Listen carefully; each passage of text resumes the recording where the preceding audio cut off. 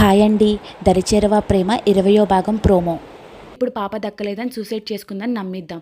ఊరుకోక ఏం చేస్తుంది? పెద్ద కూతురు పోయింది అని 6 నెలలు ఏడ్చింది. ఇప్పుడు చిన్న కూతురు కూడా పోతే ఇంకో 6 నెలలు ఏడుస్తుంది. ఆవిడ ఆస్తి కూడా మన సొంతం అవుతుంది. ఎన్ని తెలివితేటలురా నీకని మొటికలు విరిచింది. సరే కానీ నువ్వు పాప మీద అరవకు. జాగ్రత్తగా చూసుకో నా బంగారాన్ని. అది నిన్ను చూస్తేనే భయపడుతుంది. సరేలే చూసుకుంటా. రఘునందన్, దీని కథ ముగించా. ఇంకొకడు బ్యాలెన్స్ ఉన్నాడు. ఎవడ్రా? వైజాగ్లో వాడి చెల్లెల్ని పట్టుకున్నా అని నన్ను కొట్టినవాడు. ఇప్పుడు వాడి సంగతి చూడాలి అని పిడికిలి బిగించాడు. అరుంధతి, ఒకవేళ నందిని బ్రతికితే ఒక ఈవిల్ స్మైల్ ఇచ్చి అది బతకదు. ఎవడో పైనుండి దిగి రావాలి. దానికెవడున్నాడు కాపాడడానికి? దాని జీవితంలో ఉన్న ప్రతి బంధాన్ని నేనే దూరం చేశాను. అక్కడే మోకాళ్లపై కూర్చుని ఏడుస్తున్న నందిని దగ్గరికి వచ్చింది సీతమ్మ.